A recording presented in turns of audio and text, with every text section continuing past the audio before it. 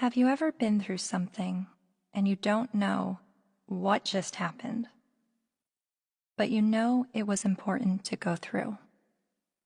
This is that journey for me.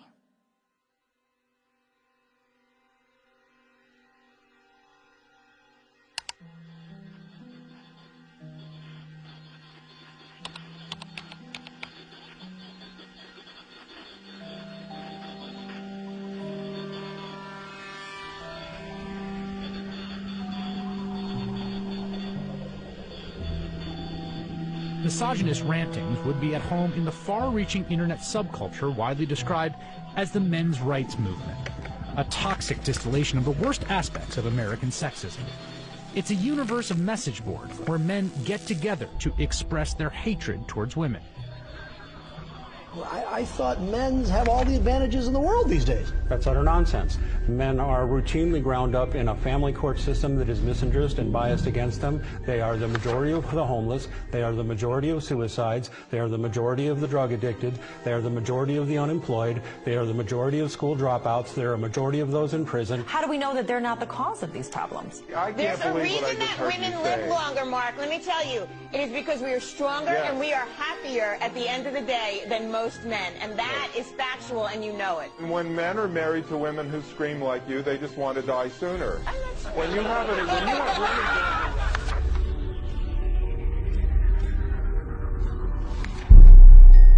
A voice for men, an online hub for men's rights activists, and they were founded by a man named Paul Elam. It's a website called A Voice for Men that's run by a man named Paul Elam, which is male spelled backwards, but it is his real name, apparently. It's a gathering of women haters. The Southern Poverty Law Center has classified that group and men's rights groups as hate groups. He wrote a piece declaring the month of October to be Bash a Violent Bitch Month. I mean, literally to grab them by the hair and smack their face against the wall, he wrote.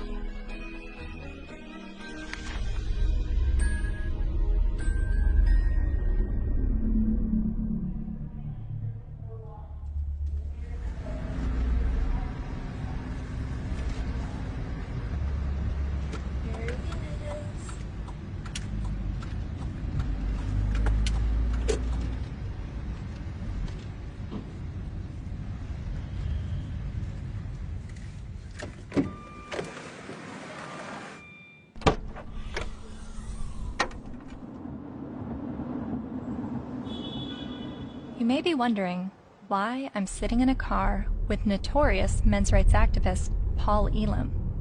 That's a valid question, and to answer it, I need to start at the beginning of how I became a feminist. I was a quiet kid preferring to observe from afar. My mom put me in theater classes when I was 8 years old to break me out of my shell, and I loved it. So much, to the point that I decided to move to Hollywood when I was 18 years old to become an actress. What I wasn't prepared for was to be pigeonholed as the blonde who always died. Billy?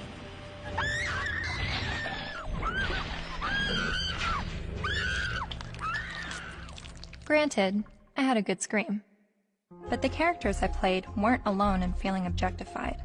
I was commonly harassed on the streets, hit on by married producers, told by photographers to come back when I lost 15 pounds and got a boob job, and a plethora of other uncomfortable experiences, all while still being a teenager.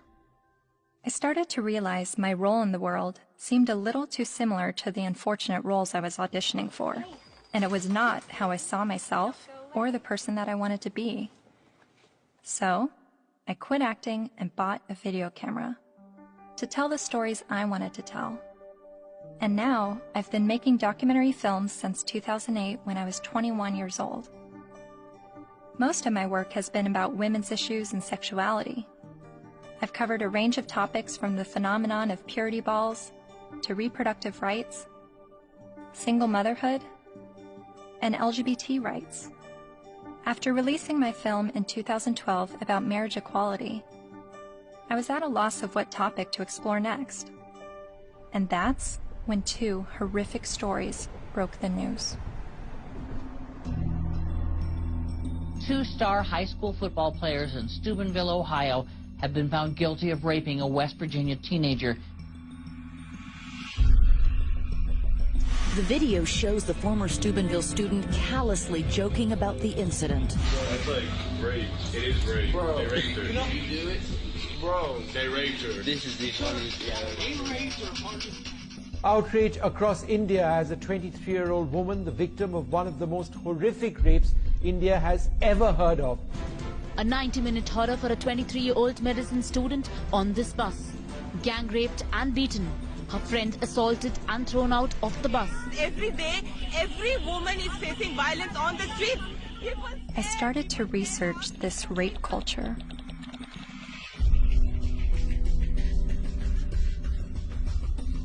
A website called A Voice for Men popped up.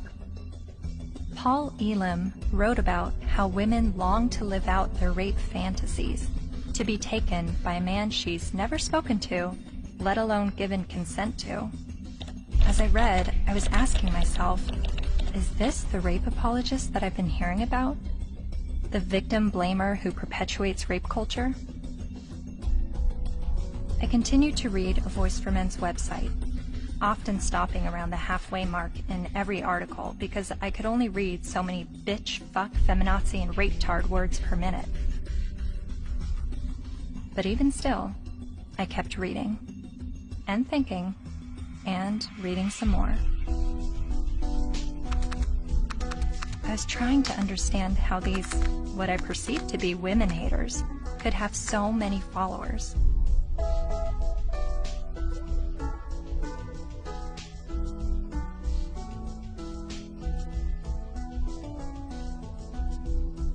So, I decided to meet these MRAs. The ones leading the movement, and some of their followers too.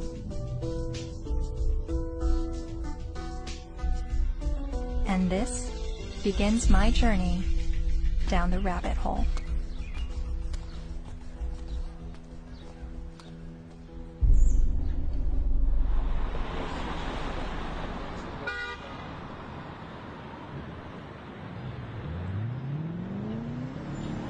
This, ladies and gentlemen, is an historic moment. Never before has there been a gathering of this magnitude to support men's and boys' issues. We have got serious problems. I have been working in this area advocating for the rights of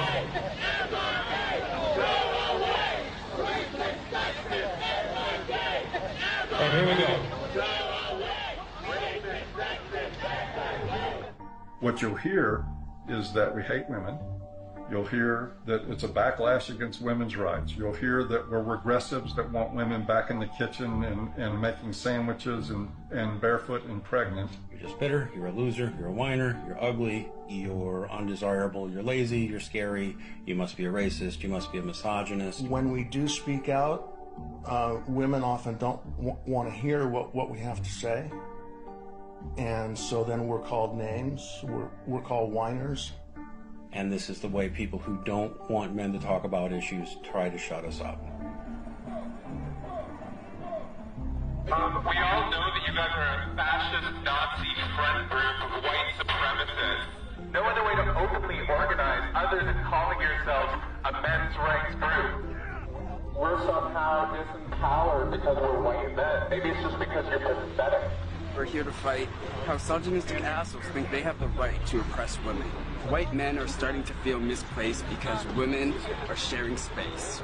It's disgusting, and scroll the fuck up, and don't confuse suffrage with oppression. Everyone suffers. It's universal. I am a man, and I need feminism. And it is crystal clear that the problems for men and boys are real. I would like to turn the microphone over to Paul Elam of A Voice for Men for some words.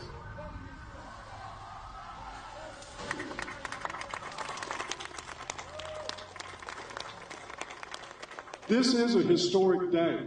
I've never seen a gathering like this out of concern for the general state of affairs for men and boys in this culture. And as trying to articulate the entire platform of the men's rights movement is kind of like trying to understand a snowdrift one snowflake at a time. It's a very, very complicated matter. Just consider this, that 93% of workplace fatalities are men. 4 of 5 suicides are men. Men are dropping out of higher education at very alarming rates. We're down to 38% now of college students are men, and it's dropping rapidly. Male suicide, male abuse, male unemployment, male homelessness, male failure in education, male health issues.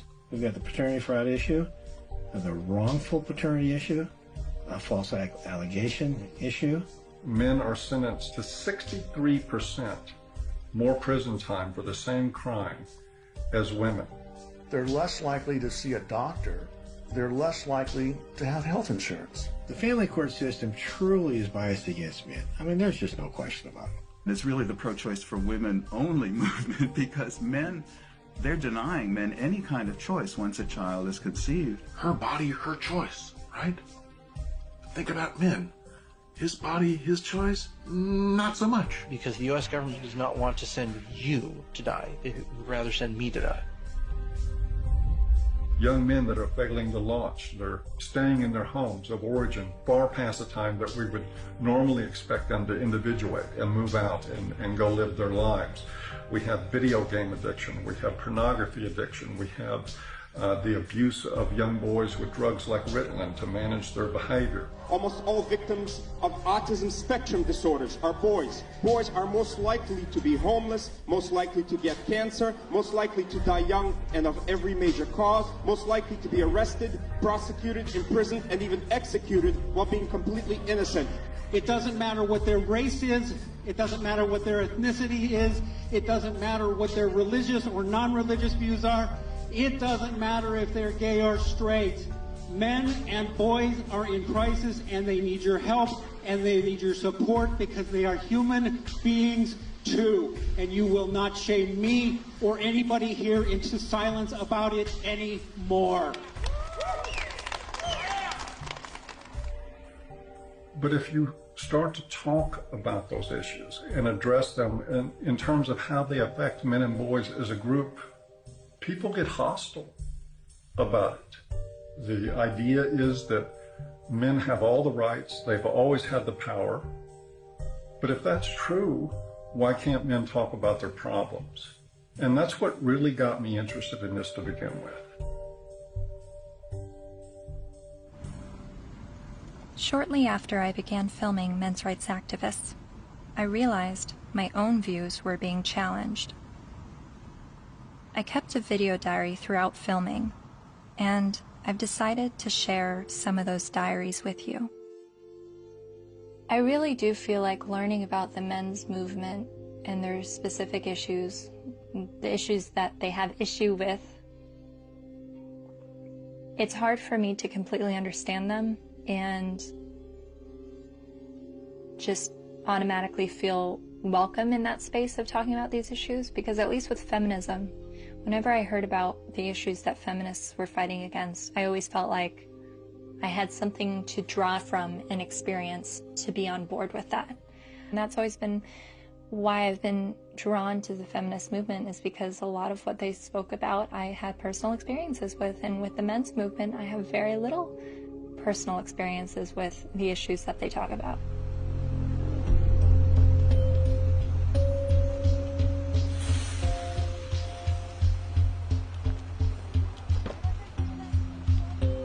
Cab driver who was driving a cab 70 hours a week was not saying, I am earning this money to have power over my wife. He was earning this money even though it took power away from his life. He was doing that so his child wouldn't have to drive that cab.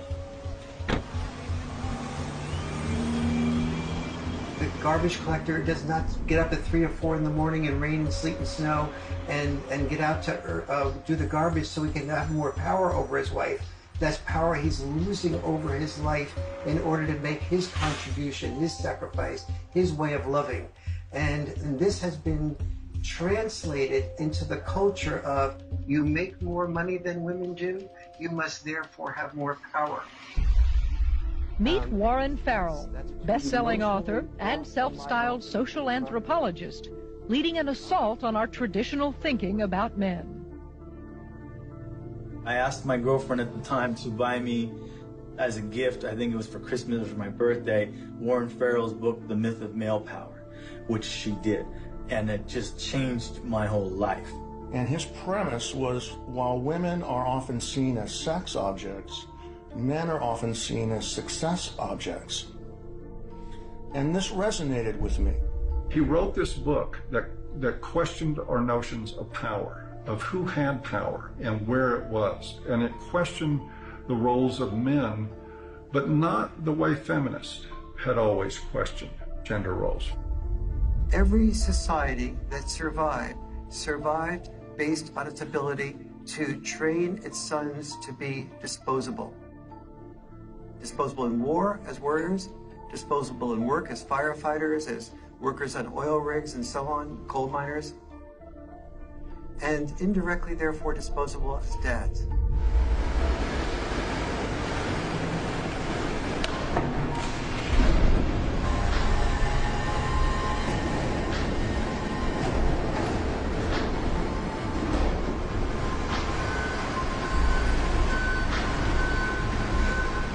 What happens in men's life when they're raised that they're worthless unless they're a provider, that they must work, even if they have to take on extremely dangerous work, they must get this done, or they're useless as men?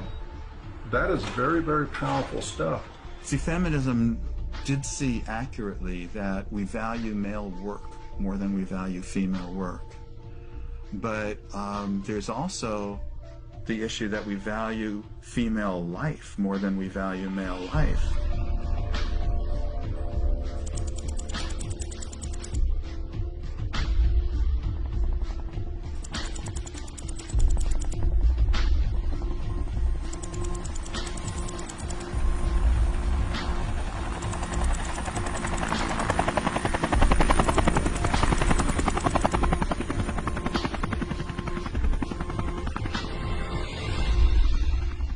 Even when that plane went down in New York City a few years ago, and that, the pilot was a hero for the way he landed it and saved everybody. Word arrived over the citywide fire frequency that a commercial jetliner was in the water with 155 people on board. Then, over the next few minutes, the doors opened, life vests were inflated, and women and children first, everyone got off that plane. They saved all the women first. That's still, when I went on a cruise, there's still women into the lifeboats first, because not because you're a man, so you should be able to swim halfway across the ocean, but because you're a man, you're expendable. We have to look at not just the glass ceilings, but also the glass cellars. And Paul, I think as you were saying, we have to look at men just not only as human doings, but also as human beings. When you survive because somebody else is willing to die, like in war, then that you are immune to the pain of the people who are dying because you have an investment in their being willing to die. You say, I will build a statue, I will remember you in a history book. But if you look at that from another perspective, that building of the statue or remembering you in a history book is a bribe to be willing to die so that I can live.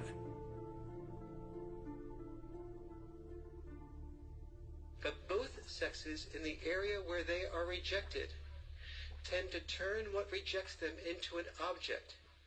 So the area where men... I'm watching this lecture that Warren Farrell's giving in the 90s. I see some women in the crowd, and a lot of them have their hands folded, and there is a little bit of uncomfortableness by being a woman in a crowd of people while the speaker's talking about how men are oppressed and women have it so great. It kind of puts you on the defensive as a woman.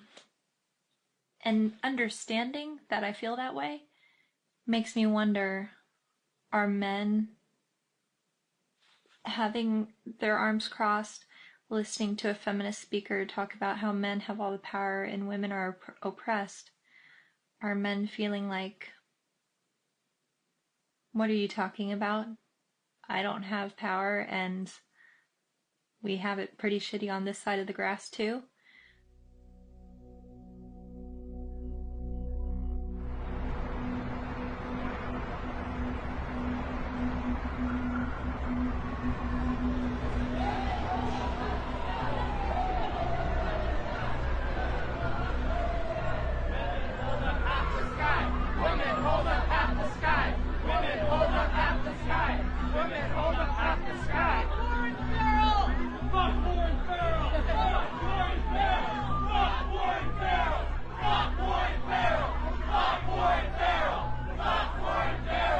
In 2012, Dr. Warren Farrell was speaking on behalf of men's issues at the University of Toronto in Canada. A feminist group protested the event. Be fucking ashamed of yourself. You're fucking scum. You are fucking scum. Fucking rape apologist, incest supporting, woman hating, fucking scum.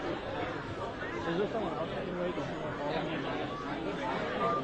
Fucking scum. Yeah, just another. I just want to listen to someone else's opinion. I'm not even on a side here. I just listen to as many people as I can. You know what though? Why would you pay money to fucking support a fucking rape apologist if you weren't fucking one? I never heard of saying anything. Well, it's fucking scum.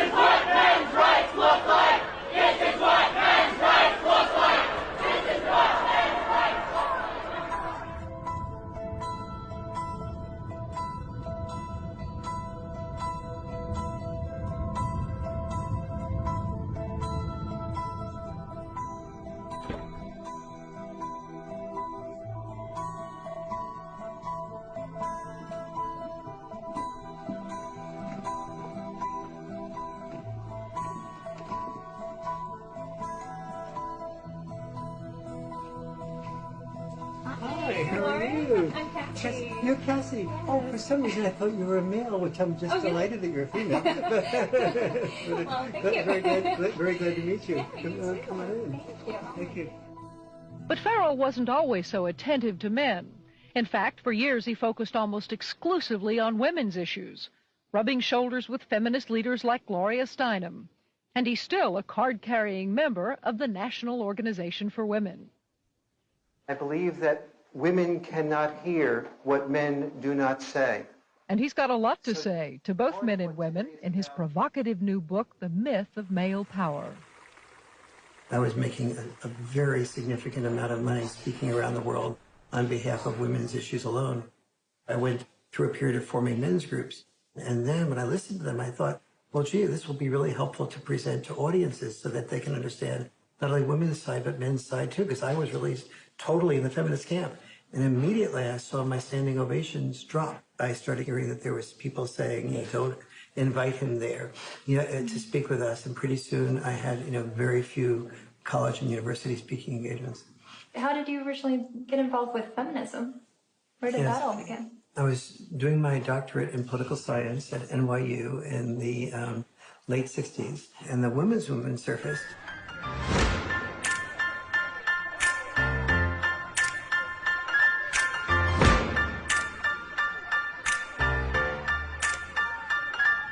And I started to say, this is the most exciting thing I've ever heard, because I'd heard of civil rights, gay rights, But suddenly, women were saying, I don't want to be confined to just being a homemaker or a secretary.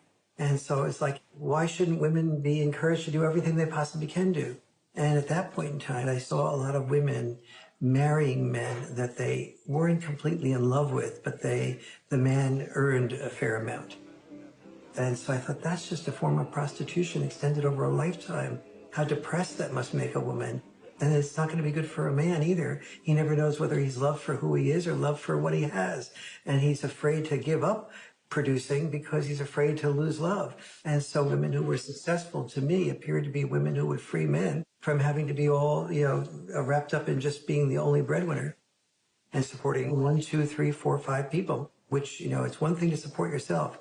When you're supporting 5 people, you don't have the freedom to question your boss because you're supporting 5 people. The first issue of feminism was to say, just because I'm a woman, maybe I don't want to spend my life raising children. Don't force me into that role against my will. So they looked at men and said, well, you're not forced to raise children. You don't have any issue.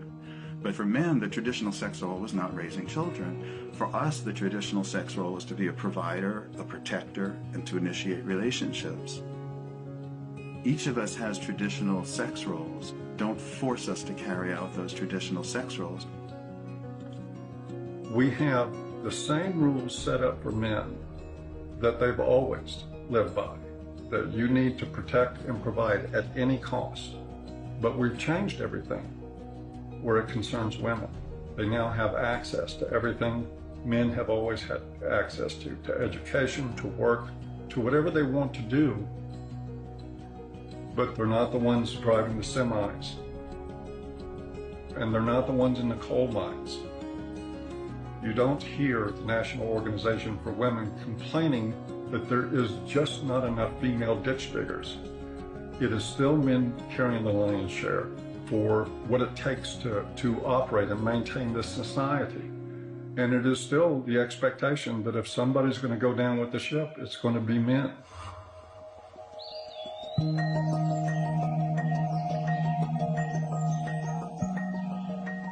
Flexibility in roles is where we should be all headed.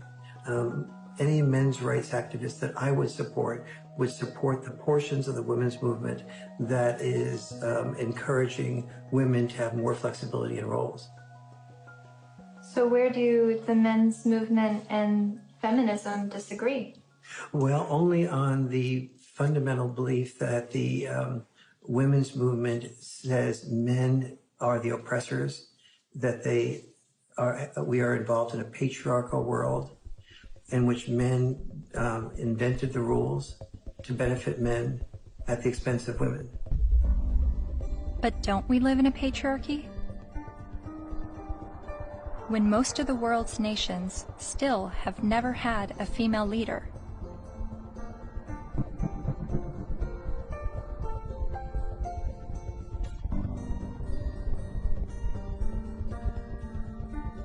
And less than 5% of CEOs of Fortune 500 companies are women. You have to look at this in a larger perspective. Patriarchy is the result of gender roles and not the vice versa. Traditionally, women's power and responsibility has been in the reproductive sphere, while men's power and responsibility was in the productive sphere. You have to reproduce to continue the species, and you have to produce to feed people so that they can reproduce. So, it's like they work together.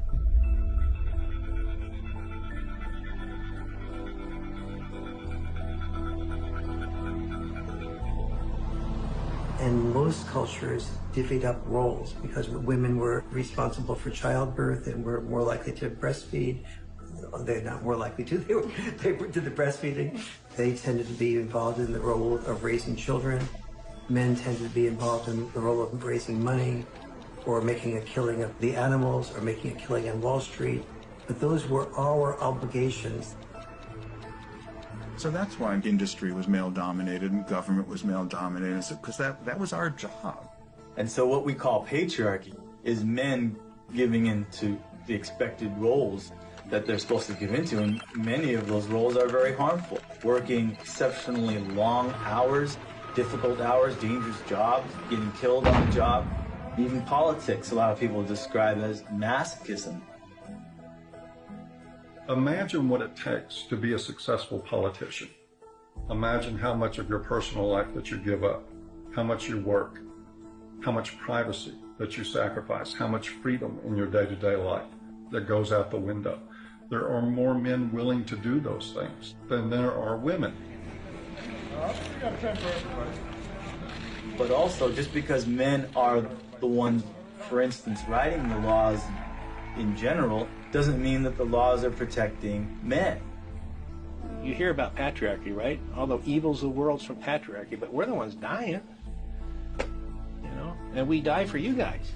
You know, to protect our families, our friends. In every society that's ever existed, women have had privilege and protection that men did not. For example, we never hear about how men were excluded from the Forced Labor Convention of 1930 for years. The Forced Labor Convention was an international treaty that banned slavery and forced servitude, but it made an exception for able-bodied males ages 18 to 45. Eventually, they got rid of that, but there was still an exemption for prisoners and military, which is 90% male. Stop pretending that you're oppressed and men are your oppressors. It's a lie, and it's a hurtful lie, and it's a hateful lie, and it's wrong.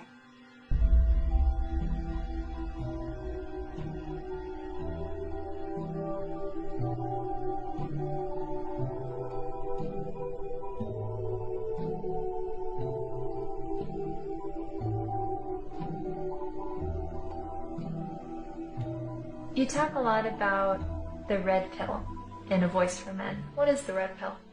Oh, it's sort of a cultural slogan. It comes from the movie The Matrix, where the character Neo is given the choice between a red pill and a blue pill. You take the red pill, you stay in Wonderland, and I show you how deep the rabbit hole goes. And if he swallows the red pill, the scales will be peeled back from his eyes. He will see everything that he hasn't been able to see. And if he takes the blue pill, he'll just go back to sleep and live in his sort of unaware, semi-comatose state forever and probably be a lot happier. It's a pretty apt analogy. So what is the blue pill in this world? Well, the blue pill is the paradigm that most people live by, that men have all the power, that they've always had all the power, that domestic violence is a problem that's committed by men against women only, that sexual assaults are only committed by men against women, that women don't make the same money for the same work as men. Teach men not to rape. Only men can stop rape. Men commit domestic violence. We need to stop violence against women instead of just stopping violence. That is feminist training. The MRAs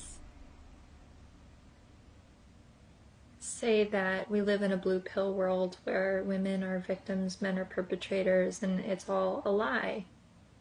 And that we're brainwashed to believe this, and that it's not true, and that men are slaves in this world, and women are... I don't think women are necessarily the puppet masters, but I think they're saying that women have the easy way out, and men are, they're given medals and statues and written in the history books to justify them dying and being slaves to work or being used to progress societies.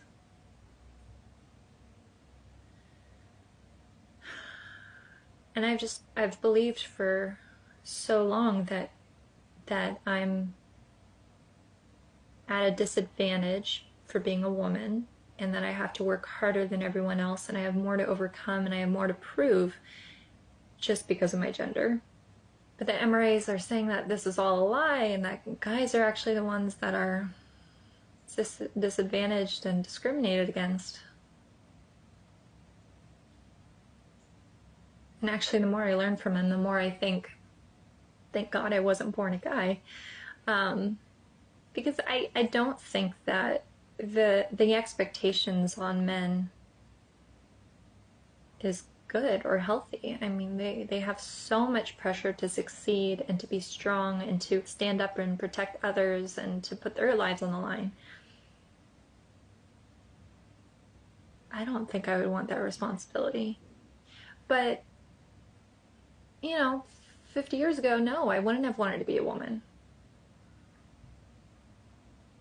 But now, I mean, maybe just it's right now that the tides are changing and women are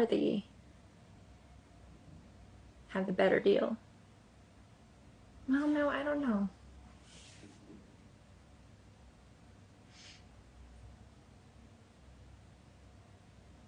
And then sometimes I think the MRAs are just duping me and giving such a strong pitch about what they believe in to convince me of something that's actually just some out there theory that men are discriminated against and women have the advantage. Yes, this is Cassie J. It's regarding a documentary about the men's rights movement, and we're looking for feminist voices now to speak in the documentary.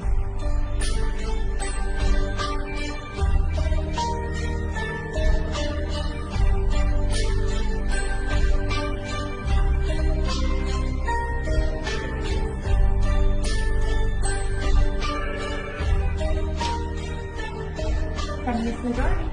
Yeah, hold on just 1 second.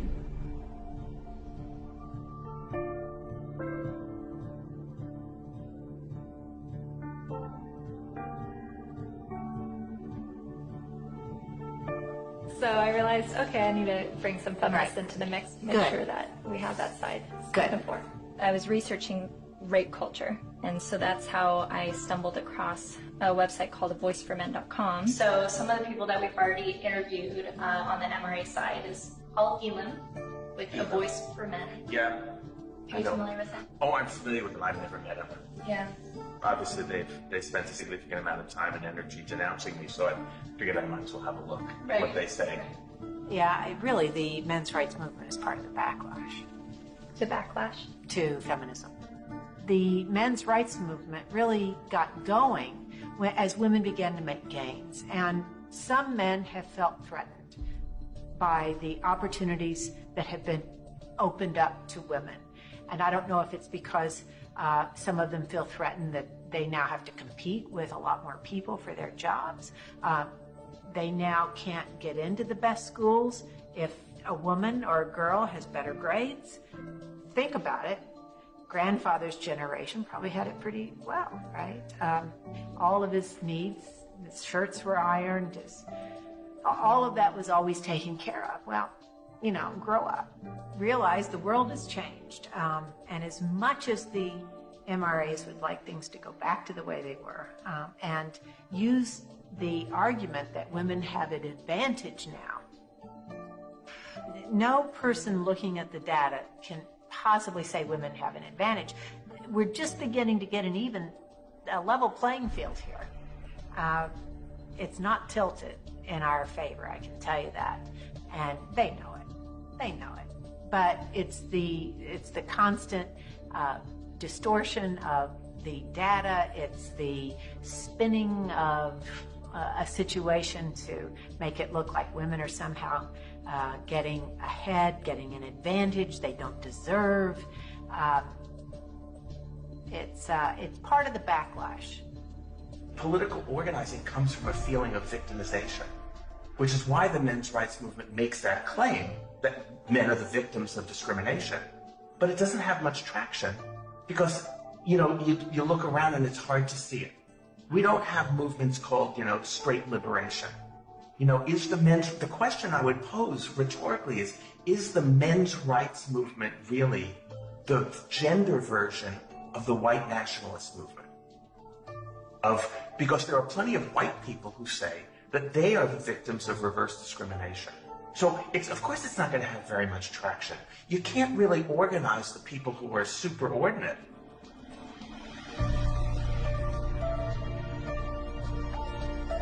So do you think that men are being discriminated against in any way? Not under the law. Men are not disadvantaged under our laws. Or in the business world, as a class, men are not underrepresented on corporate boards or at the top of the Fortune 1000 companies. In the corporate world, in the business world, in a lot of parts of academia, in the military, in the sports world, still pretty much a male-dominated world, and where a lot of the privileges and power and status accrue to men. Men are advantaged over women, no question. No one can debate that. Not with a serious, not in any seriousness.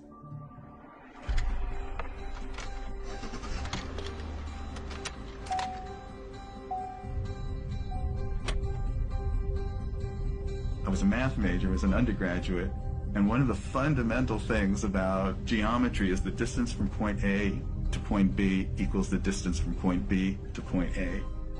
And if women are so different from men that men can't understand the female experience, we need to listen to women to describe it, then the male experience is so different from the female experience that you can't understand it. You need to listen to us. You can't really compare how men and women have suffered from sexism, because there's no way to quantify, that kind of suffering.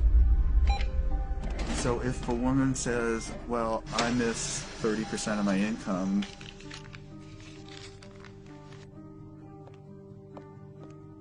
more than you miss 6 years of life, there's no way to quantify that. Or I've lost a job opportunity because I'm a woman. There's no way to say, well, I've suffered more than you because you've lost a kid because you're a man. We can't, but it is serious.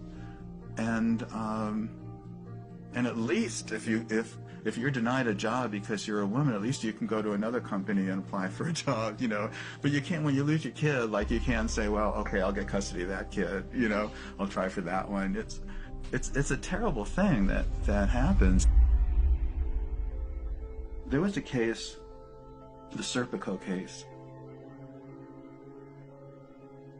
You might be too young to know the movie Serpico with Al Pacino. It was about a New York City undercover cop. He gets shot at the end of the movie and retires from the police force. And he was a real man, Frank Serpico. A woman after the movie, after this was made, decided she wanted to become a single mother and tricked him into fathering a child. And the court accepted that because she told her friends she was going to trick him, and they testified, and the court said, yes, you were tricked into it, and still awarded her over 90% of his police pension. So everything that he goes through in this movie to including getting shot to earn his pension, she won by sleeping with him one night. My son's mom wanted to have children with me, and I had always refused, saying, you have this anger problem, you need to get counseling, I'm not going to consider having children with you until that's dealt with, because she would lose her temper almost every day and just use any weapon she could, and like a child's the perfect weapon. So I was really definite about that. But she also used to proofread my articles for me. And I wrote an article for Playboy about Serpico. And when she read that, she told her friend she's going to trick me into fathering the child. She doesn't need my permission. And so that's how my son was conceived.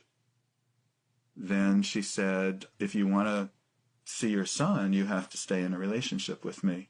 But if you break up with me, I know all the things that a woman can do to a man. She read all my articles. She saw my talk shows. She said, I know all the things a woman can do to a man, and I'll do them to you. So that's what I had to deal with. Like everything that I had been raising awareness about for the previous 17 years, then she combined into one thing for me to live through. It's really ironic. For the first 5 to 7 years, I guess, we would see each other 4 times a day for exchanges. On average, every single day, I had to deal with some scene. A scene meaning she would just not show up, or she would hold the kid out and then pull him back and hold him out and pull him and just kind of play with me, or she'd let me have the kid and then she'd stand in front of the car so I couldn't move. You stay in Mommy Town tomorrow. You stay in Mommy Town for a couple of days, 2 days, and then you come back to Daddyville. Another time I saw her hold him by the shoulders and say, Daddy is a bad man. Daddy is a very bad man. And so he had to go through this long custody battle, and the decisions that they would make, you would just go, how? There couldn't be any explanation. You know, either they're absolute idiots or it's biased. There's just no other explanation for it. One other thing, his mom is obese and wanted him to be obese for various reasons. One thing is so he would identify more with her side of the family than mine, because we're all thin. Another was so that he would enjoy being with her more, because when he was at my house, he had to get activity, you know, and eat well-balanced meals and get his sleep and stuff. And at her house, they would bake brownies and stay up late and just watch TV. And so where would you, if you're a little kid, you know, where would you enjoy being more? But he self-reported to the mediator how upset he was about being obese, that the worst thing in school was when kids called him fatty, and how he cried. And his physician said that he's really concerned medically. And then when I did, he was at an age where he would imitate things that I would do. You know, I gave him a broken shaver, so when I shaved, he would pretend to shave. And what I did was I started weighing myself every morning and writing down my weight, the date and the weight. And I taught him how to read a scale. So he kept his own records. So I had 6 months worth of statistics to show consistently that every time he was with his mom for a few days, he'd come back weighing 3 or 4 pounds more, and then he'd lose it while he was with me. So they had, you know, that how much he was upset about the problem, they had his physician being upset about the problem, and they had the proof of where the problem lay. So the judge's decision was that father should no longer be allowed to weigh the child. Problem solved. After 14 years, my body gave out.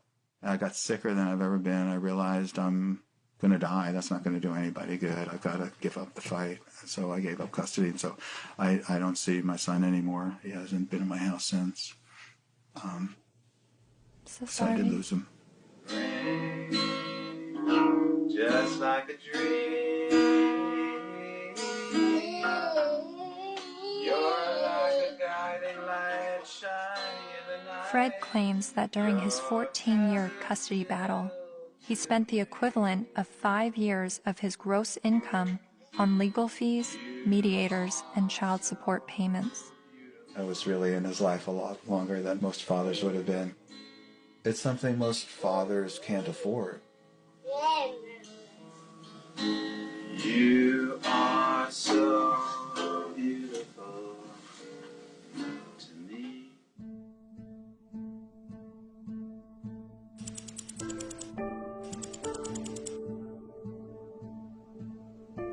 We generally know that fathers don't get as good a deal in family court, and we don't really complain about it until it happens to us. And even then, a lot of men don't.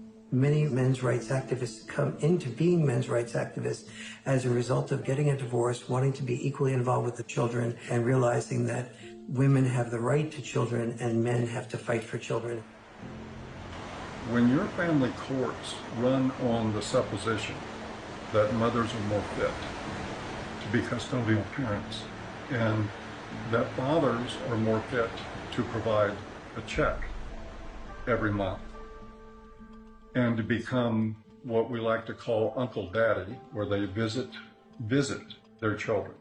To me, that's one of the greatest obscenities in the world, the idea of visiting your own children, where you get to see them for 2 hours on Wednesday night, and you get to have them for X amount of hours every other weekend, and you have no say in how they're brought up.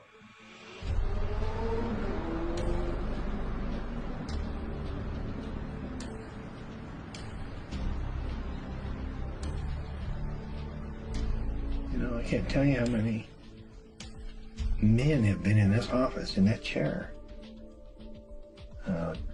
in tears because they can't see their kids.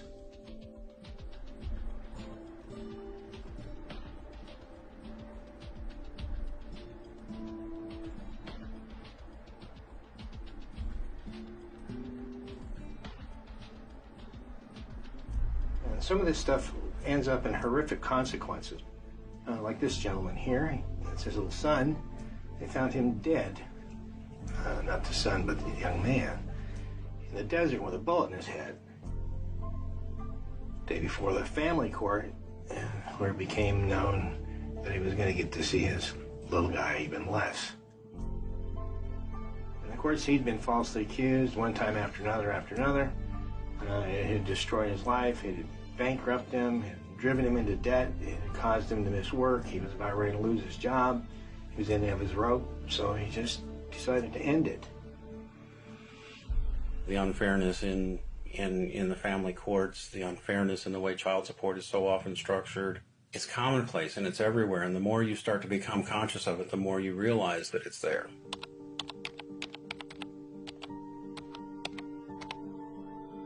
I started to research some fathers' rights issues and came across some harrowing stories. Like this man in South Carolina who found out his only daughter was adopted away by the mother without his knowledge or consent. His daughter was with an adoptive family in California, so he began his fight to get his daughter back. Adoption is for children without families, not children with a willing and capable family. And this man in Colorado who lost his daughter when the mother left the state to give birth in Utah where he wouldn't have legal rights to his child. He fought for 4 years in court and finally won visitation rights. Only visitation. I can't explain the emotion, the happiness, just this hard fight, and what this means to me. And then there's this heartbreaking story. The 20-year-old father never left her side until he was forced to give her to adoptive parents this week after Kaylee's mother decided to put her up for adoption. In order to keep Kaylee, Colby needed to file paternity action, an affidavit, and a commencement notice with Utah's Vital Records a day before the mother signed the adoption papers relinquishing her rights. But in Colby's case, the mother only gave him a few hours' notice of what she was going to do. I would like her back. Men in the men's movement are not upset about having to be fathers. They're upset because they're not allowed to be fathers. That guy blows his head out, blows his brains out at the family court? And people don't think there's something wrong with that? And we just open the doors tomorrow for business as usual, and that's okay?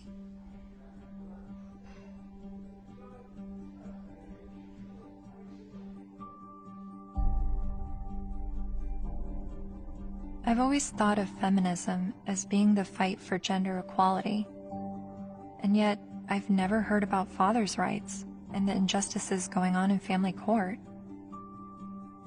Why is this? I decided to ask gender studies professor Michael Mesner. Well, I'll just say I don't think it's I don't think that a lot of their assumptions are correct to start with. There's no doubt that there have been some men who get just screwed by court decisions and custody cases. But I think when you look at the broader patterns, it's still the case that in intact heterosexual families with kids, women are still doing the vast majority of the housework and childcare, and there's a lot of sort of father absence, lack of participation by fathers. Some of whom I think then after divorce happens end up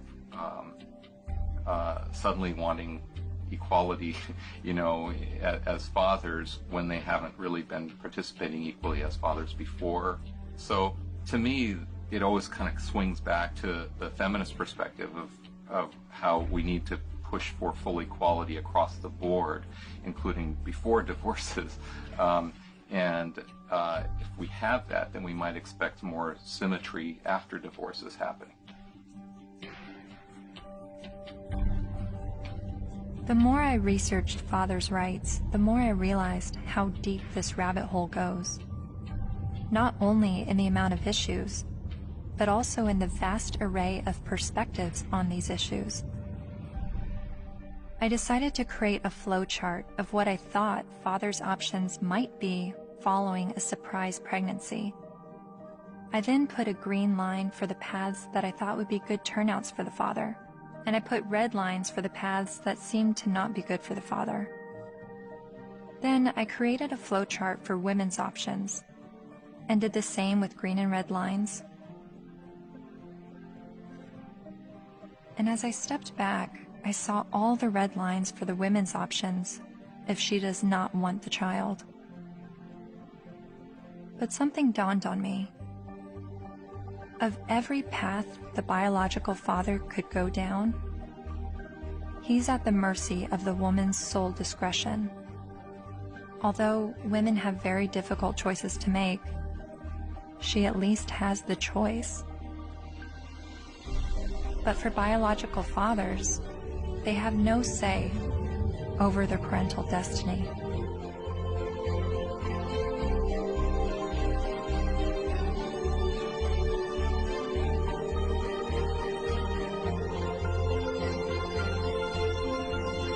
This is my friend Dara. She's 8 months pregnant with her first child, and she's a lifelong feminist. It seems from MRIs, from what I've read, that women seem to have more reproductive rights than men do. I don't know what to say, like, we carry children, they're never going to carry children. It's just a different thing. So I guess, as much as possible, take the steps to prevent yourself being in that situation.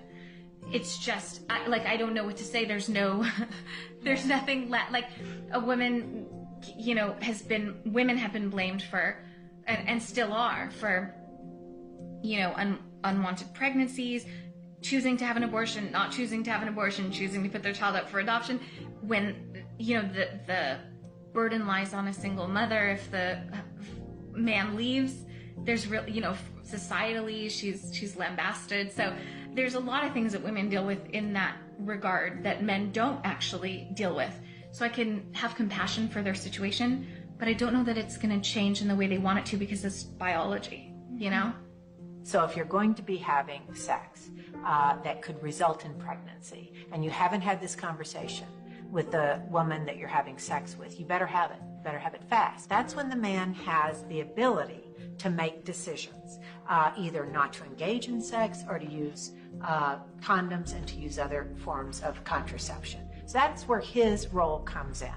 Once he's impregnated her, she's the one now faced with continuing a pregnancy, faced with the health risks that accompany pregnancy. So his rights have to be exercised early. But once she's pregnant, all decisions must be hers, because ultimately she is the most impacted. There's just no question. And she ultimately has the responsibility for that child.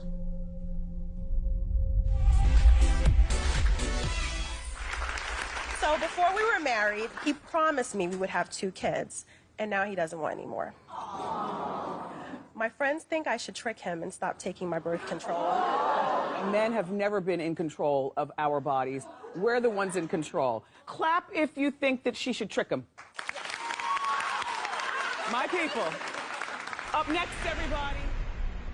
So it sounds like men's reproductive rights are limited to the choice of whether or not to have sex and the choice of whether or not to use protection. But what if he's tricked into fatherhood? Or what if he's not even the father? What does paternity fraud look like? It's ugly. It's extraordinarily ugly. And we have to distinguish between paternity fraud and wrongful paternity. What's the difference? Wrongful paternity can be innocent. Okay, we went to a party. I had sex with 6 guys. I think it was when I was hanging out the window I got pregnant, but I wasn't sure. But, you know, if anybody knows that guy's name, would you please have him call me? And then she names one of the other guys, and he didn't have sex with her. It wasn't malicious. It wasn't intentional. She wasn't trying to harm anybody. She was just trying to figure out who it was. Wrongful paternity.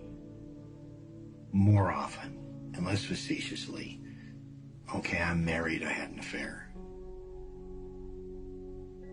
Obviously here, there's all sorts of problems because there are more victims than the person who's named as dear old dad, who may be the wrong one. there's everybody involved in the family, like a situation in Texas where the family had 5 little towhead kids, all guys, all little blondos. And all of a sudden, one day, one of the little blondo kids gets in trouble, has to go to the hospital. They can't get a hold of mom. They get a hold of dad. Dad rushes to the hospital. Needs to give blood. Whoops. Can't do it. Wrong blood. What? All the kids look alike. Turns out it was the guy down the street. You've heard of this case? No, it's a real case. So what happens to this family? Can you fathom what happens to this family? How do you think the kids feel when they find out dear old dad isn't dear old dad and is the guy down the street? How do you think dad feels that these 5 little boys that he still loves dearly, when he finds out they're not his bio children, but he still can't tear away because he loves them. He's devoted himself to these. How do you think it feels? I mean, it's horrific. Horrific. That's not wrongful, that's deliberate. So that's paternity fraud. That's paternity fraud. She knew who the father was and lied about it. Paul was right when he said, trying to understand the men's rights movement is like trying to understand a snowdrift, one snowflake at a time. There are unique fathers' rights issues that vary between unmarried, married, and divorced dads. But there are also men's rights issues for non-biological fathers. Like this man who is facing jail time for failure to pay child support for a child that DNA tests prove isn't his. Carnell Alexander still owes more than $30,000 to the state for a child that's not his because the mom wrote his name down because she needed to name someone in order to get welfare benefits. And I had to put him down as the father. That was the only way I can get the system. I'm almost homeless. I'm almost in jail. I'm out of work. My money is being threatened to be taken. He says the law needs to be changed, so when this happens, as it often does, other men don't become dad by default.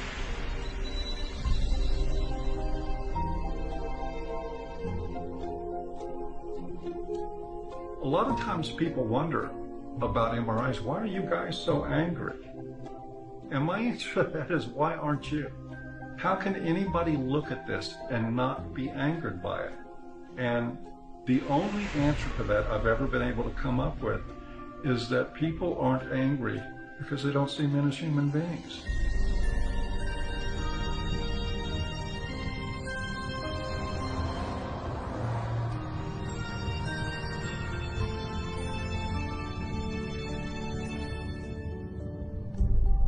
I continued traveling North America, meeting MRAs from all walks of life, hearing their personal stories, their red pill moments. I met a young man who was sexually abused when he was 16 years old while living at a residential home for people with developmental disabilities. She's the only woman I've done anything ever with, probably because it just messed me up so much. She continues working there. She hit me in the face. She actually hit me throughout the house, chasing me throughout the house. When I reported my domestic assault to the police officers, I did not at all bring up the fact that I was sexually assaulted, because if he wasn't going to believe that I was a victim of domestic violence, there was no way he was going to believe that I was going to be a victim of sexual assault. I met the honey badgers, women who are men's rights advocates.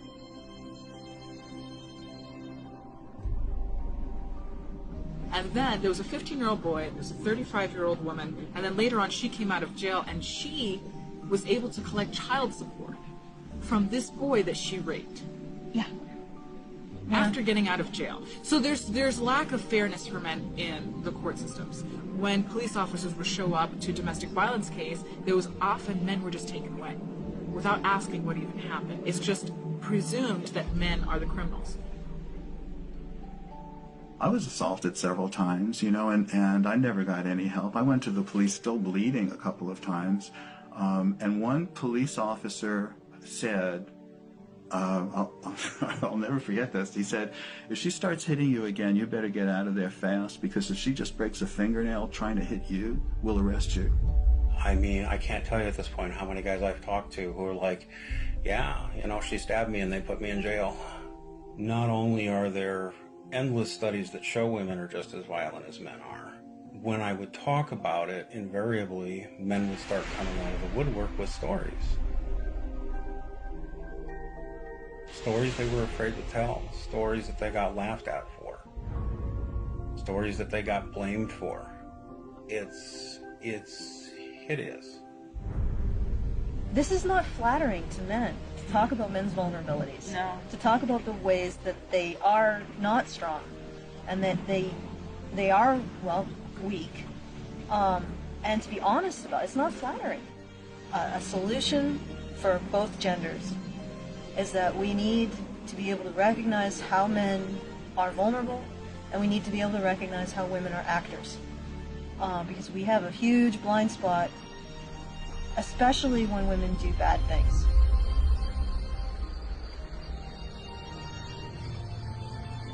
My best friend that I grew up with since kindergarten was being physically abused by his wife, who he'd been married to for 20 years.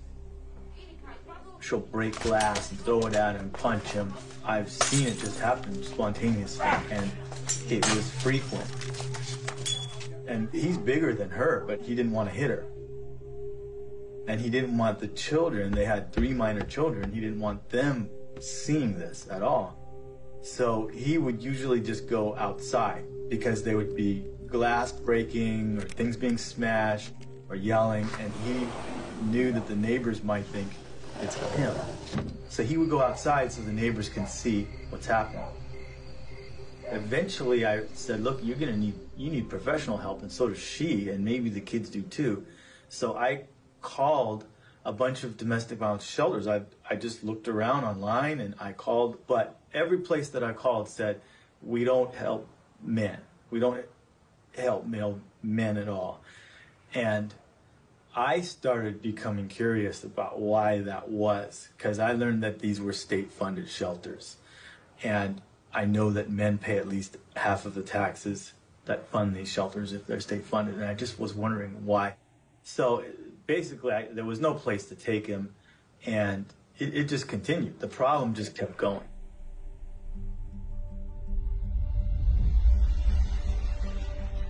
In the United States, there are over 2,000 domestic violence shelters. All of them serve female victims, and nearly all of them turn away male victims. In fact, as of 2016, there's only a single domestic violence shelter for men. My initial reaction was that there needed to be thousands more women's shelters because that many more women are being battered. But as it turns out, 1 in 3 women and 1 in 4 men will be victims of physical violence by an intimate partner in their lifetime. Sure, there's a slight majority of female victims, but how can that excuse denying men help? Couldn't this be considered gender discrimination?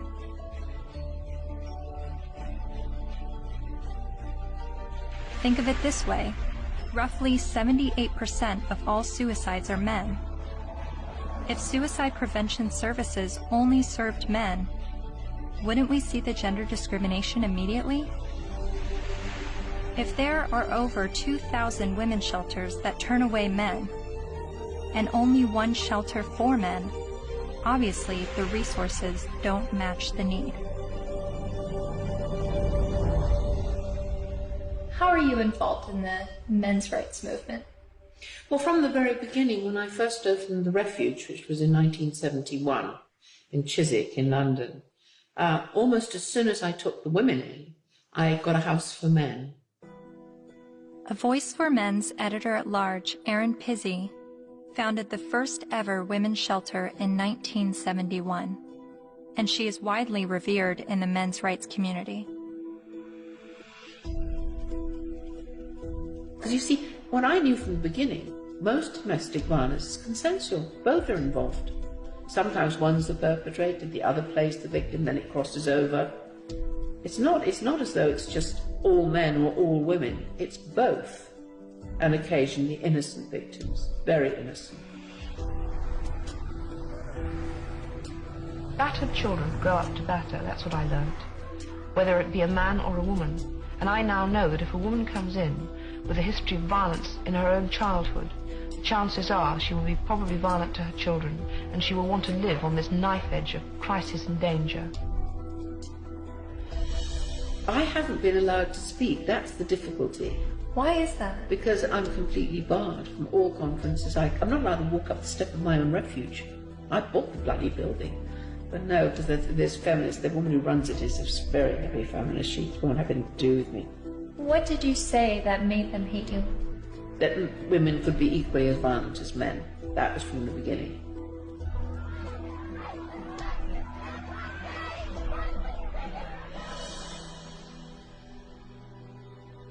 Erin Pizzey says that 62 of the first 100 women to enter her refuge were just as violent as the men they left, and violent towards their children.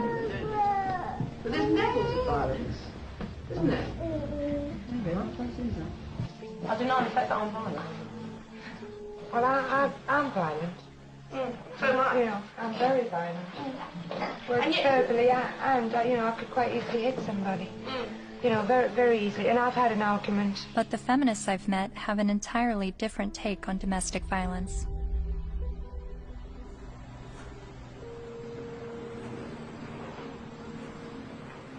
On the whole issue of domestic violence, that's just another word, really. It's a cleanup word about wife beating, because that's really what it is, or dating violence. And it's not girls that are beating up on boys, it's boys that are beating up on girls and using violence to intimidate and to control. And we have very few what's called domestic violence shelters, which are places that women can leave their home with their children and get a new start, get out of the violence. But there are not nearly enough of them. We need more funding and more resources, because it is a tremendous disadvantage for women and girls.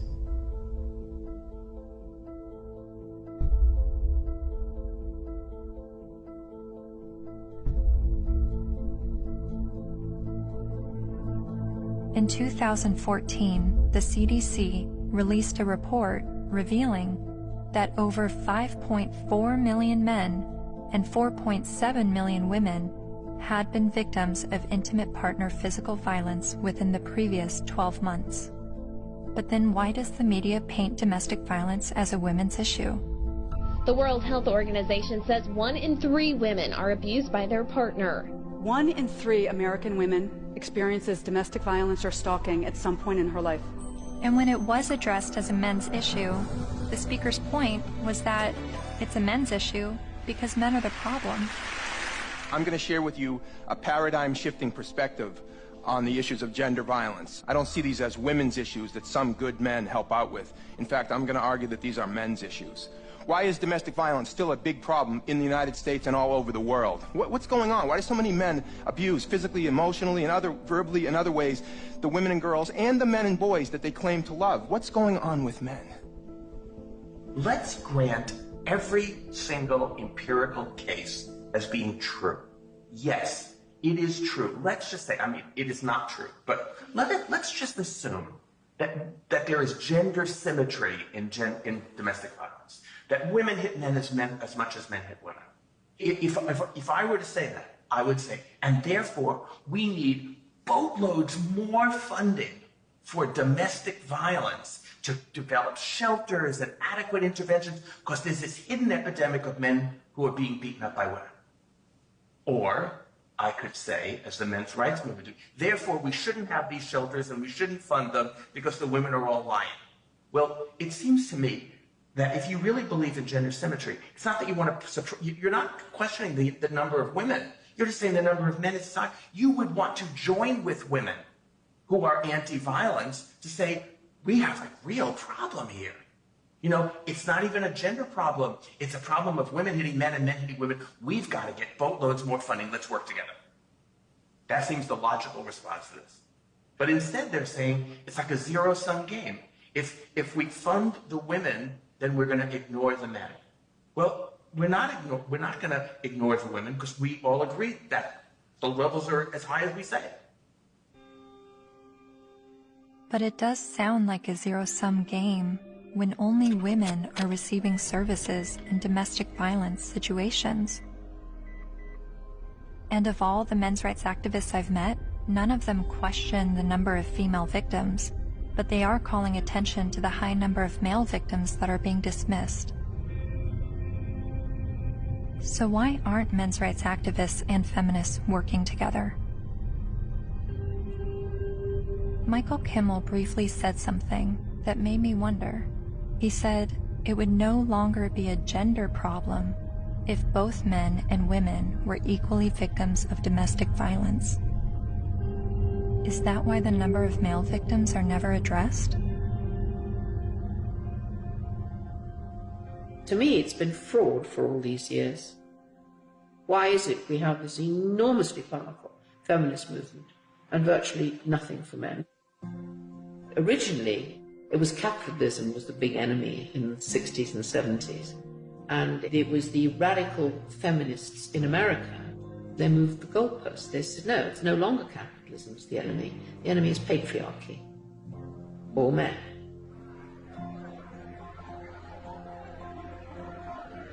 And that's how the women's movement began.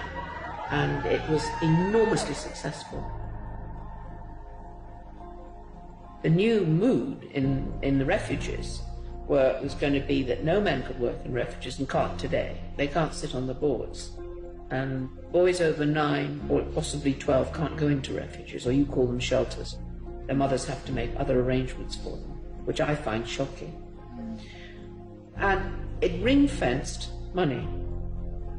I think that that particular time when the feminist movement were desperate for funding because they'd run out of publicity, and they were desperate for funding, and they needed a just cause.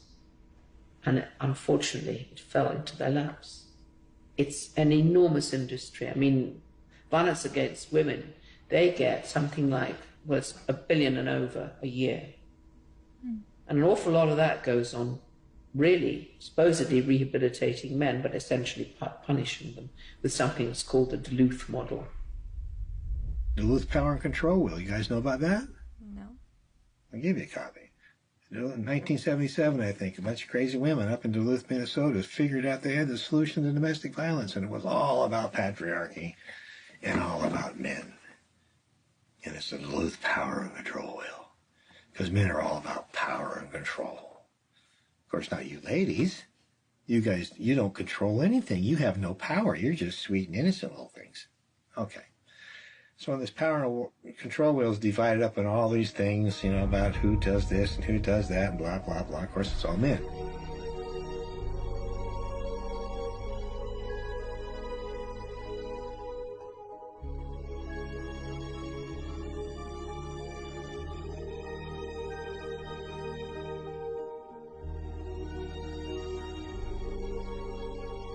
The entire domestic violence industry was founded on that. I think it's still 37 or 32 states in the United States that by law they have to use the Duluth model for battery intervention programs, and it's all shame, blaming, guilt-driven. If you're a man and you walk in, you must admit you did it up front or you're in denial. There's no debate, there's no discussion, there's no possibility that you could be falsely accused. The criminal justice system could have made a mistake. None whatsoever. You are in a state of denial, and you will complete that course or you're going to go to jail. You will be re-engineered. Frightening? Yes, that's frightening. I think it's terrifying. Absolutely terrifying. All I had to do, I had a simple choice. I could just say, yes, you're right. Men are the enemy. No problem. But I couldn't. I absolutely couldn't.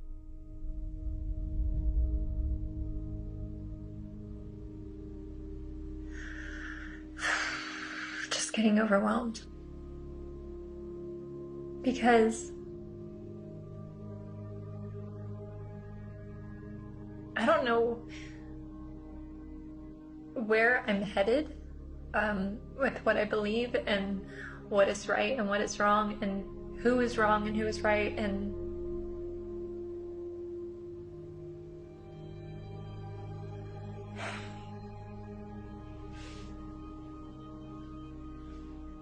the truth is somewhere in the middle, and that's why I'm feeling frustrated, because I don't know where the truth is, and I don't know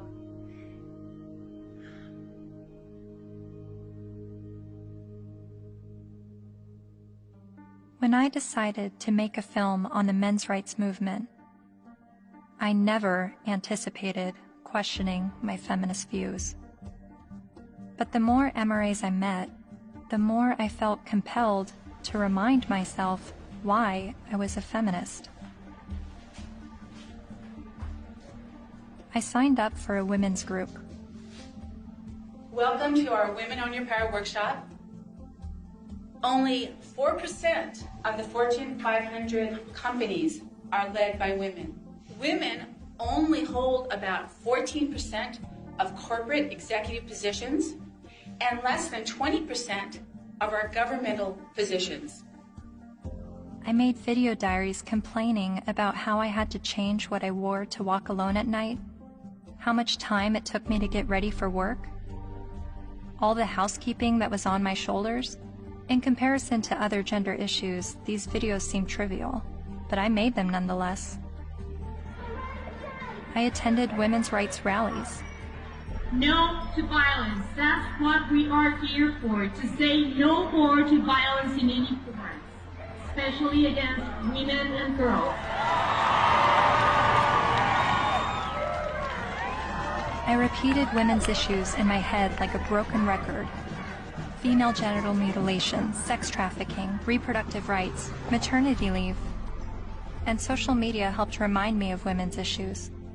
We have fought for everybody else's equal rights. It's our time to have wage equality once and for all, and equal rights for women in the United States of America.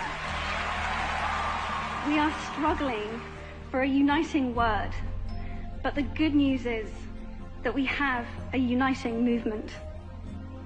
It is called He for She.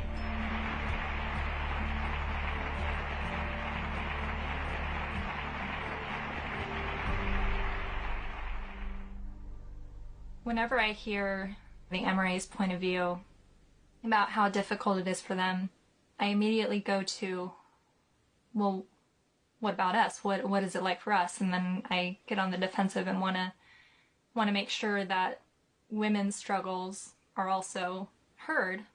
And I don't know if that's necessary, because the MRAs are saying that the feminist perspective is the mainstream perspective. But even when I hear their issues, I still want to speak up for the women, because I feel like, I don't know why I feel like talking about one gender's issues now neglects the other. And I guess that's what MRAs have been dealing with, is always hearing about women's issues and feeling like their issues are neglected. But whenever I hear them talk about men's issues, I feel like I need to stand up for women and say this is what we're dealing with, an equal opposite.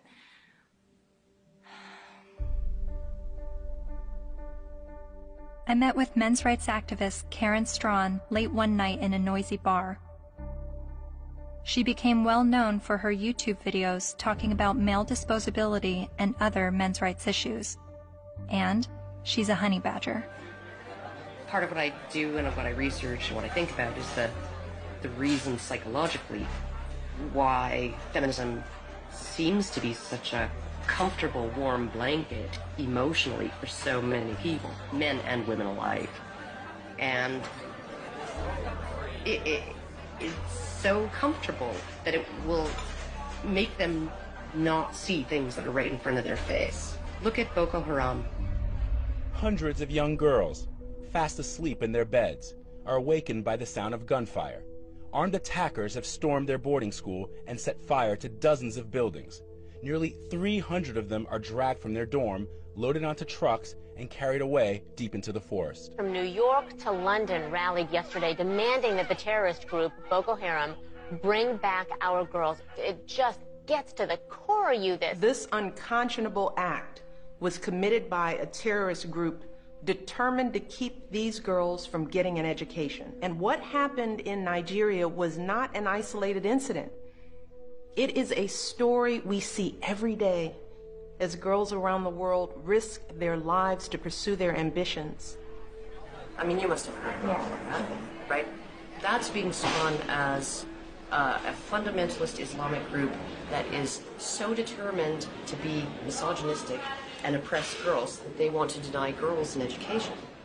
But they are not against girls being educated. They're against anybody getting a Western, secular, or Christian education.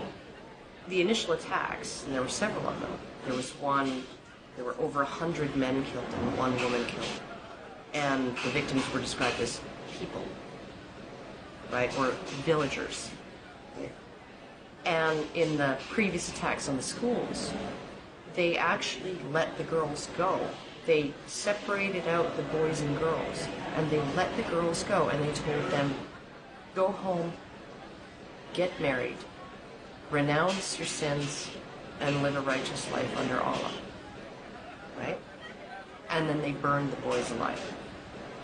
There was literally no outrage, right? It was barely reported on.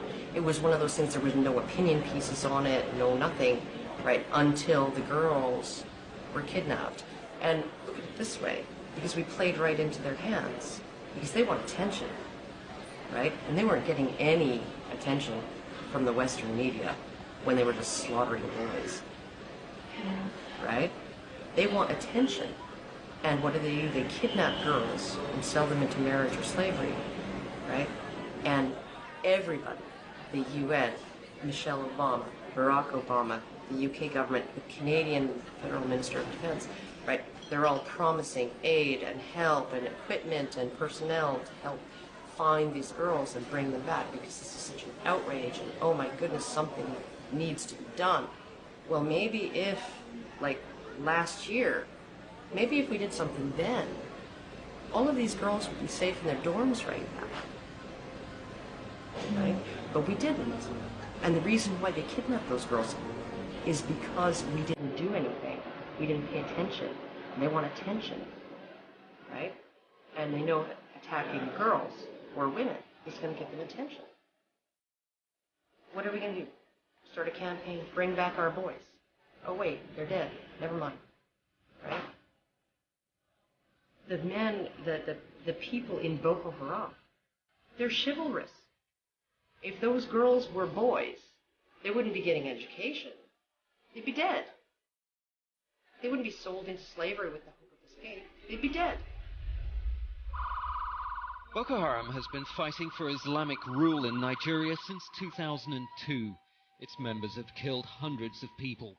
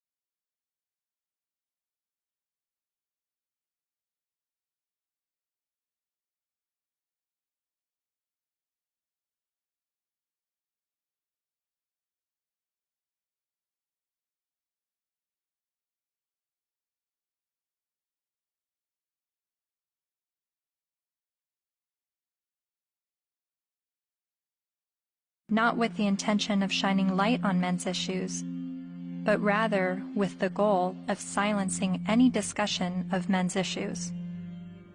Like at Ottawa University, when Professor Janice Villamango attempted to give a lecture that questioned the feminist narrative.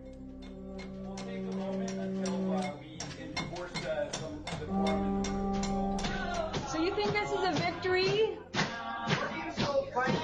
Yeah, why are you so frightened of hearing an opinion different from your own? Then there was the first International Conference on Men's Issues in Michigan, where even Ms. Magazine urged its readers to protest the conference in hopes of shutting it down.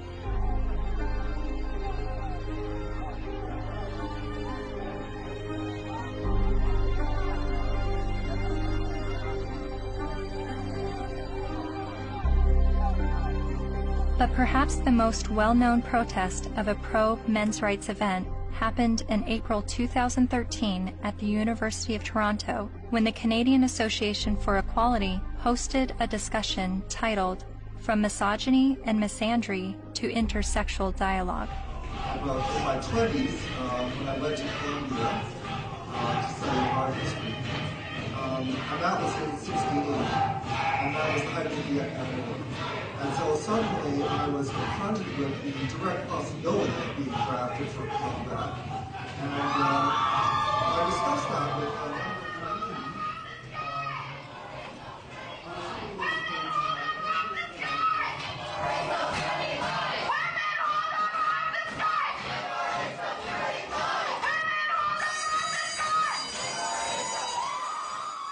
a feminist group protesting the event illegally pulled the fire alarm and successfully shut down the event.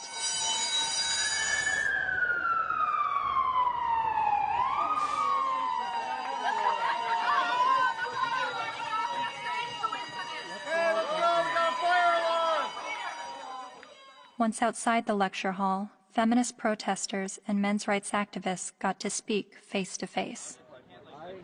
So, number one, shut the fuck up for a second. Feminists do not want you to lose custody of your children. The assumption that women are naturally better caregivers is part of patriarchy. Feminists do not like commercials in which bumbling dads mess up the laundry and competent wives have to bustle in and fix it. The assumption that women... This is a list of the things that we're working towards. Now, if you would shut the fuck up for the 50th billionth time, we agree on, actually. These are things that we're agreeing on. And these are things that you've actually all got skewed fucking views on. You think that feminists are trying to take away your fucking rights, but as a matter of fact, what we're trying to do is we're actually trying to work on the same things that you're working on, but except the fact that you're just too busy hating women. You can't fucking see that we're trying to work on those same situations. Are you conflating feminism, which is an ideology, with women, which is a demographic of society? Okay, Mr. Derailing for Dummies. Okay. You're still a hate An group. ideology.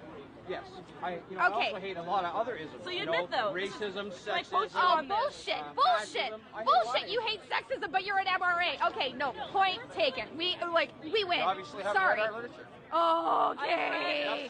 You don't actually work on anything. You're not creating any change in the fucking world. Your website, your fucking website's a hate website against feminists. You're not actually creating any change. Feminists do not want you to have to make alimony payments. Alimony is set up to combat the fact that women have been historically expected to prioritize domestic duties over professional goals, thus minimizing their earning potential if their traditional marriages end. The assumption... I'm reading, fuckface. I'm trying to I'm letting everybody else hear it, okay? It's not just for you, Mr. Entitled. The assumption that wives should... Why do you think the men's rights movement is at odds with feminism? What has created that clash and that war between each other? Well, one, feminism has spent the last 50 years demonizing men, which is sort of one of the problems. Feminist scholars have characterized men as inherently violent, inherently bad, inherently predatory, inherently oppressive. They have postulated that masculinity is a disease. Feminists aren't the only problem. The problems didn't start with feminism. So when I start criticizing feminism, I want you to know you're just part of the problem. They're just part of the problem. You calling men oppressors and women oppressed demonizes men, and I believe diminishes women at the same time. It's a way of telling men to shut up. It's a way of telling men that their experiences don't matter. You tell a man he's privileged, therefore anything he's gone through or anything he has to say doesn't matter. His lived experiences don't matter because he's privileged. So, how old were you when you started calling yourself a feminist? Or how many years ago? It was probably about 3 years ago, I guess you can say. I'm relatively new. Yeah, but I'm pretty loud, so violence only helps the oppressor, not the oppressed. A lot of MRAs say that feminism doesn't fight for the rights of men. What would you say to that? Cry me a river. Really, because feminism is a movement about the discrepancies when it comes to women's equality. Because we're still not there yet. You know, so don't even start with that whole, oh, but you don't think about the men's issue.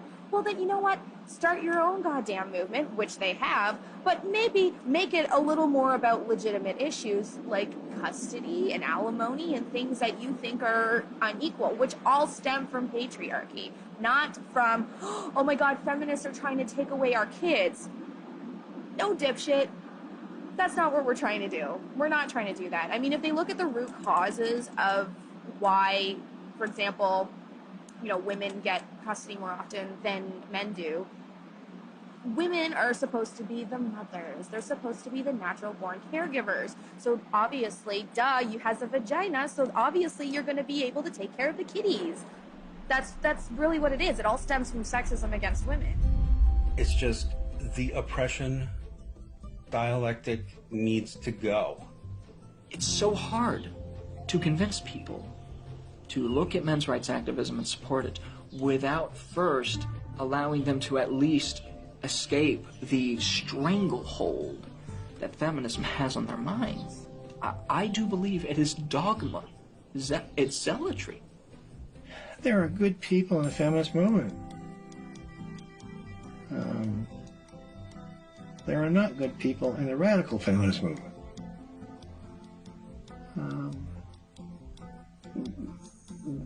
That system is based on hate. And hate is, in my opinion, hate's the most destructive force in the world. They're so quick to call us man-haters or misandrists. Misandry for life. No, like they're so quick to say that when all we're doing is talking about like patriarchal societies and structures that we want to dismantle.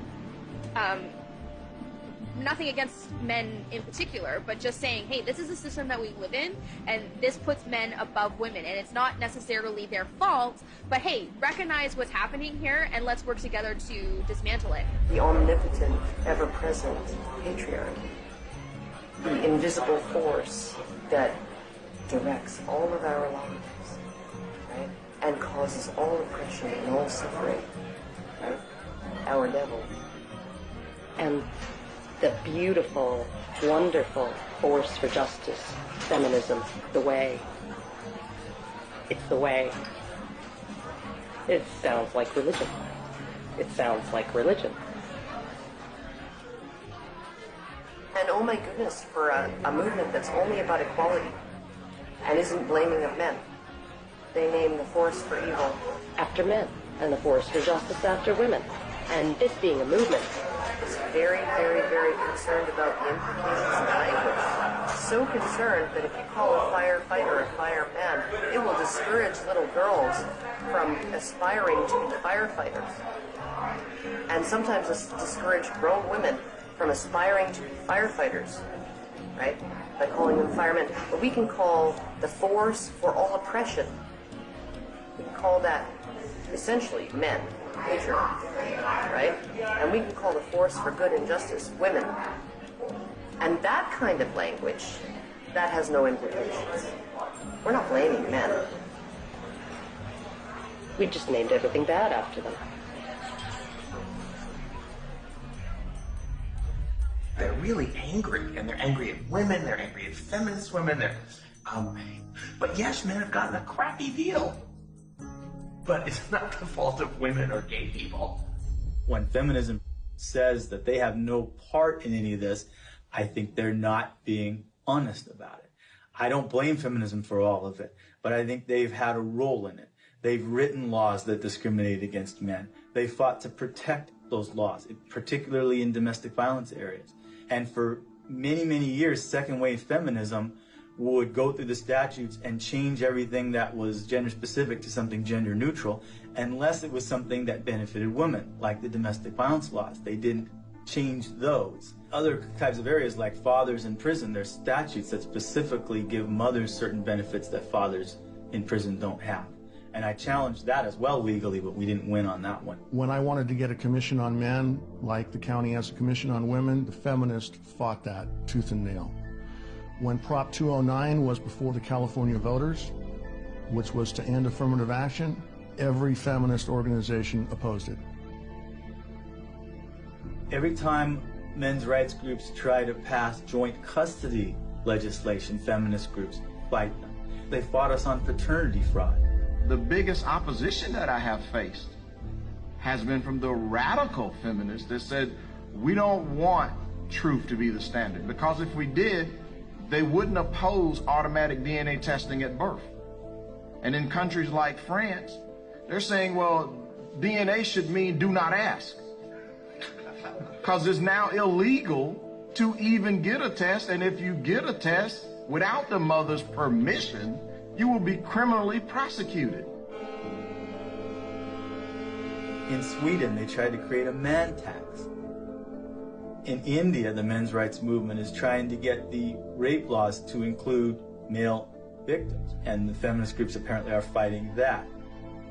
I'm not saying all feminists are this way, but I think the ones who are affecting public policy, who have the lobbying power, I think they are. If you just look at their actions, they don't want equality for women. They want special privileges for women and girls. And even though they know in a lot of areas men do not have equality, they are silent.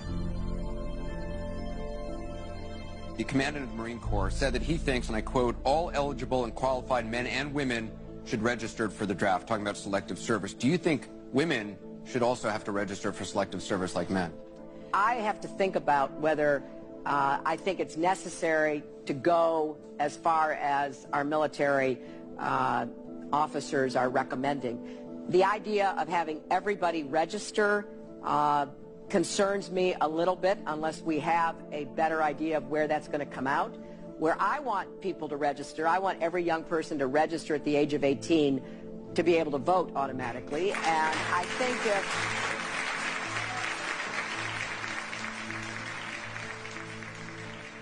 What's the motivation? People don't ask, what's the motivation? Do we need a men's rights movement? No, we need common sense. You know, but if there's going to be this women's movement, and this is the movement that's going to do all these things, then maybe we need a counterbalance. Something called a men's rights movement or a men's movement. But I hate to see either one of them. I think it's a shame. I think it's destructive.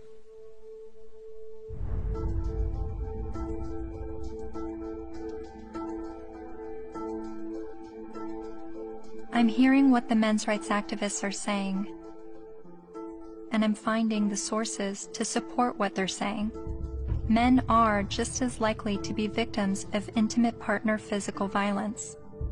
Men have little to no control over their parental destiny, especially when he's tricked into fatherhood or he's raising a child that he later finds out isn't his. The sentencing disparity between men and women is 6 times larger than the sentencing disparity between blacks and whites. So while a black man may be sentenced to 10% more prison time for the same crime as a white man, a man is sentenced to over 60% more prison time than a woman arrested for the same crime. Boys are falling behind in education. They are enrolling at lower rates and earning less college degrees.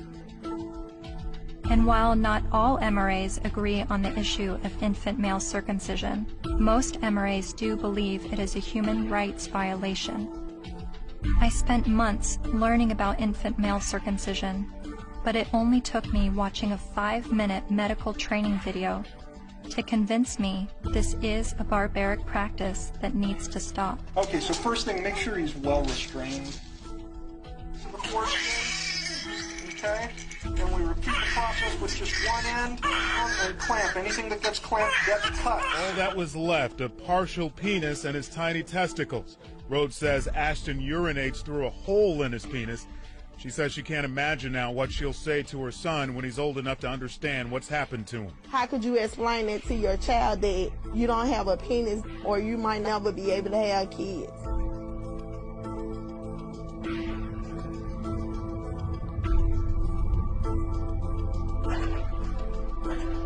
Yes, men are the majority of workplace deaths and injuries, war deaths, suicides. They have a shorter life expectancy.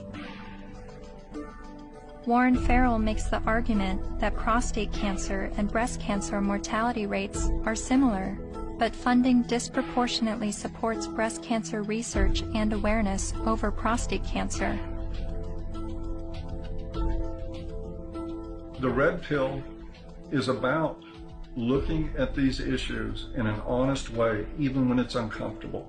And these things are uncomfortable, but without the willingness to set aside the programming and to set aside the false beliefs about what power is and what women are and who women are. Part of what we do is a pretty serious critique of both sexes. It's brutal, but critiquing the sexes is a real valuable thing. Feminists don't want you to do it, though, unless you're portraying women as victim and men as perpetrator. The red pill is about understanding that men and women, like everything else in life, it's a mixed bag. You've got victims and perpetrators on both sides of the fence. And that's all. It's real simple. It's just not easy.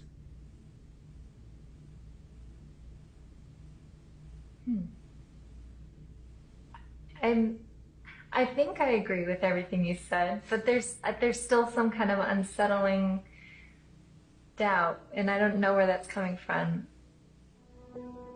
I'm recognizing all of these very serious men's rights issues. But what I don't understand is how I could be agreeing with men's rights activists.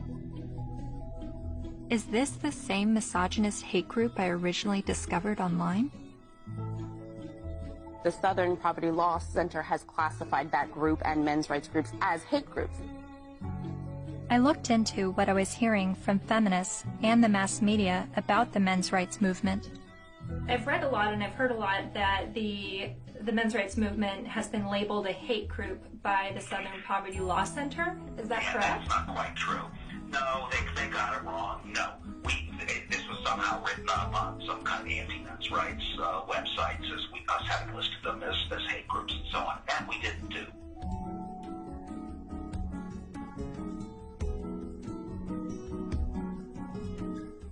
He wrote a piece declaring the month of October to be Bash a Violent Bitch Month. I mean, literally to grab them by the hair and smack their face against the wall, he wrote.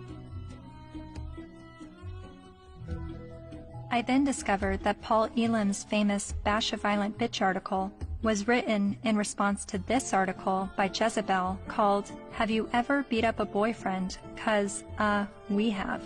The article cited a study that revealed 70% of non-reciprocated violence was perpetuated by women. The author then went on to say that she conducted an informal survey at the office, and the gist of her findings was that many women had physically assaulted their man, and it was interpreted as either being funny or he was asking for it. I couldn't help but see the hypocrisy in a major feminist website making light of abusing men, and MRAs stinging back only to have the media paint them as the abusers. Something else to think about. Arriving on campus, boys will also see the effects of women's studies programs, now usually termed gender studies programs. Make no mistake about it, however, they are still women's studies programs. I teach in the gender studies program at Wagner. There are about 900 such programs worldwide, and about 400 of them are in the States. By comparison to those 900 programs worldwide, there is one men's studies program. In 4 years, Center for Men and Masculinities is to be established at a State of New York university, the one in Stony Brook. It will be headed by Professor Michael Kimmel, a sociologist. Its advisors will include, probably among the advisors are funders as well, the actress and fitness expert Jane Fonda, Gloria Steinem, and Eve Ensler, the author of Dynamite Launch.